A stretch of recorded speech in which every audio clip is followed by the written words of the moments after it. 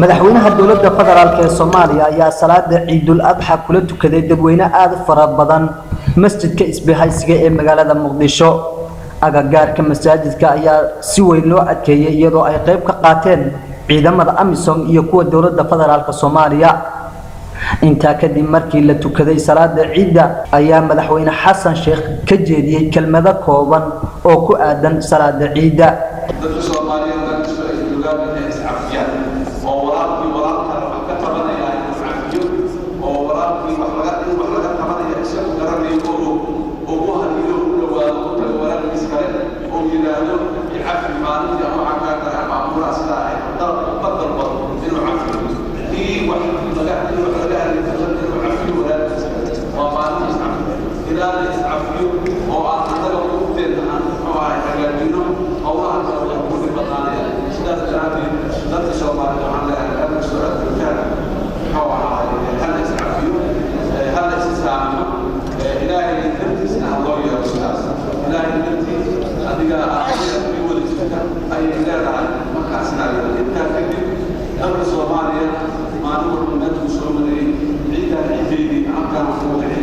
dadka reer Muqdisho oo ay farxad weyn ka muuqatay wajiyadooda ayaa waxa aan la dhaxmaray codbaahiyaha Bulsho TV iyagoo oo dareenkooda ku aadan maalinta Ciidda ka hadlaya.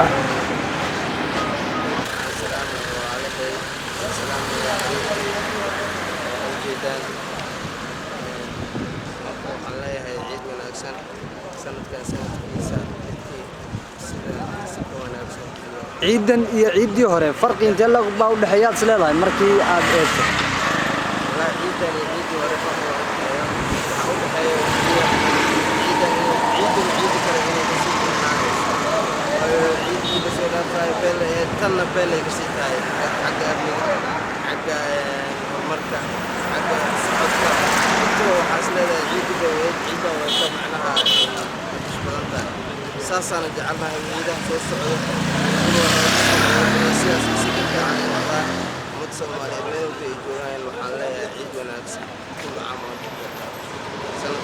sanadkii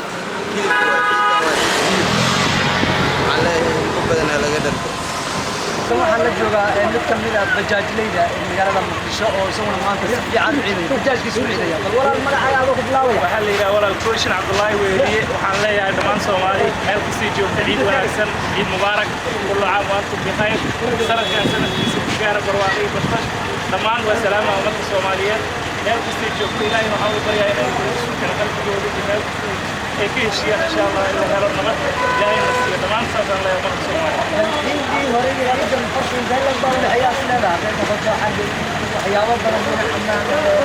ahaanta farqi intee la baa u dhaxeeyaa wallahi ma sha Allah aad iyo aad magaalada way wanaagsan tahay ma sha Allah aad iyo aad u shaqaysanaa waa faraxsanaa ma sha Allah si wanaagsan u soo dhamaysanay ciideena marka waxaan ilaahay ciid wanaagsan dhammaantiin waan salaamayaa inta qalbiga qaano dhammaan alxamdulillah faraxsan magacaaga ku bilaabaya halkan yaa ka salaamaysa Ismaaciil waxaan ka salaamayaa ummadda muslimiinta waa dhammaan leeyahay ciid mubaarak kullu caam wa antum bikhair ciid adxiyada daraadeed waxaan ku muslimiinta fahamkayga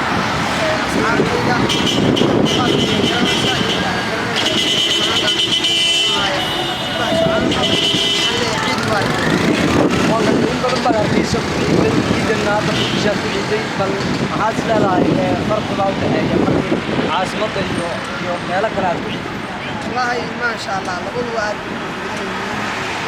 برنامج يوم المسلمين كشعائر ونسو ونرجع هاي مكان بعيد ديانتي مكان بعيد عاصمة الصومالية بان هاي خليت الصومالية علي هاي الصومالية له الصوت هاي halkan yaad ku salaamaysaa سلام دمان في bulsho أنا maanta socodka aad iyo aad ugu wanaagsan tahay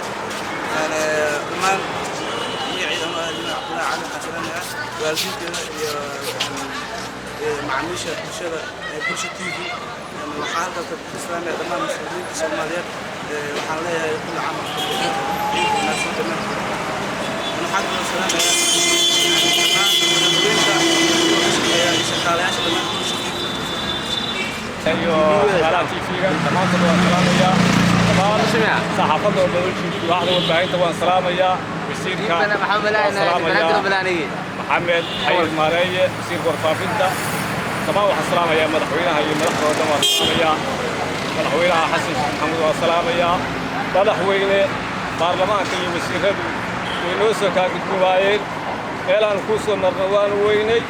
ciidanku waddooyinkii way xidheen iyo albaabadii arrintaas maxay ku dhacday madaxweyne yaalan lahayn dadka madaxweynaha u ahayd ee Soomaaliyeed saasaan madaxweynaha ku leeyahay dhanka kale had iyo jeer waxa dhacda dad meel ku wada nool haddana aan iska warqabin waxa aan booqday salaada ciida dabadeed barakacayaal ku dhaqan degmada Hodan ee magaalada Muqdisho dadkan oo ku jira kaam lagu magacaabo Irshaad ayaa waxa ku nool dadweyne aad u fara badan balse markii aan goobta gaaray ayaa waxa aan la kulmay qaar kamida barakacayaasha anoo ka wareystay bal sida ay maanta u ciideen maadaama ay yihiin dad xataa aan haysan hoy wanaagsan tan dhinacna iga taagan maama adoo magacaaga ku bilaabaya bal maanta dareenkaaga ciid bal ka war ciid xukumaan inuu wana kuma haysan meesha kaamka ku rafaadsan laan ba meesha ku jirta waa lagu qaadaa meesha ku rafaad waxna taa kuleeyna maana wax ciid iyo waxa idinku caawiyo oo hadii ay tahay dawladda iyo hadii hay'ado kale oo wax aad ku ciideen ma jirin miya waxa nagu taageer maar wax inagu nasiyan ma wax la soo taageero ma waan gartay kaamkan imisa ciidood baad ku ciideen ciido badan aan ku soo ciiday kaamka ku soo jirba meesha waxay meel daboolmo ebro qashina iska yaalaan ama haaf waa mid kamid ah aabayaasha Soomaaliyeed oo isaguna kaamka ku nool aaba magacaaga aad ku bilaabaya bal dareenkaaga ciida maanta iyadoo aad kaamkana waad ku sugantihiin ciidayna oo si loogu talagalay ciida kuma aan ciidayno kaamkana dhowr sano ayaan deganahay hasa ahaatee mataqaanaa waxa taakuleen ama oo mucaawino oo nabtana aan ku helno midna ma laha waan gartay shalay ilaa shalay madaxda iyo dawladdu iyo dhamaan culimadu waxa ay dadka ku boorinayeen in dadku ay istaakulayaan wax taakulo aha ilaa haatan idin soo gaadhay ilaa shalay ma jirta miya wararka waa maqlayna laakiin hadana wax soo gaaray ma laha waxna soo gaaray waan gartay kaamkan imisa jeer baad ku ciiday gudoomiyaha kaamka Irshaad ay barakacayaasha aad u tirada badan ay ku nool yihiin bal gudoomiyaha ugu horeyn ku soo dhawow Bulsha TV bal dareenkiina ciidda iyo dadkan aad gudoomiyaha u tahay ee kaamka ku sugan sida ay diideen bal nooga warbixin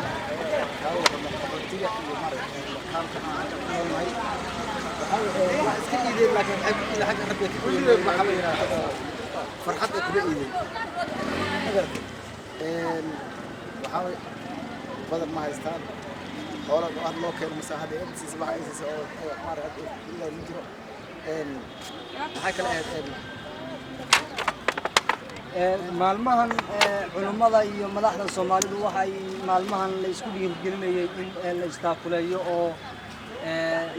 kan waxaysan wax la siiyo ilaa haatan wax gargaar ah soo gaaray oo aad ciida wax ka dhigataan ma jira miya horta waxa kaamka asabiyo ku jira isagoo ku jira labada waatan horna u aragtay haddana waxa uu yaraatay qaxootiga soo gaaray isha aad ku arkayso oo dadka isku jiifo ilmahooda iska meesha ka waafiyaan ee ka dhabay waxa uu yaraatay oo taakulay oo hadda meesha dadweynaha oo soo gaaray oo ganacsiga jawiga guud ee magaalada Muqdisho ayaa maanta ka bedelaa sidii hore waxaana socodka gaadiidka shacabka loo diiday in ay maraan wadada aada madaxtooyada Soomaaliya iyadoo kaliya ay marayeen baabuurta gaashaaman ee dawladda federaalka ee Soomaaliya si kastaba aatee koonfurta iyo bartamaha Soomaaliya ayaa laga xusay maalinta ciida maxamed cabdi cismaan maxamed faradheere Bulsha TV magaalada Muqdisho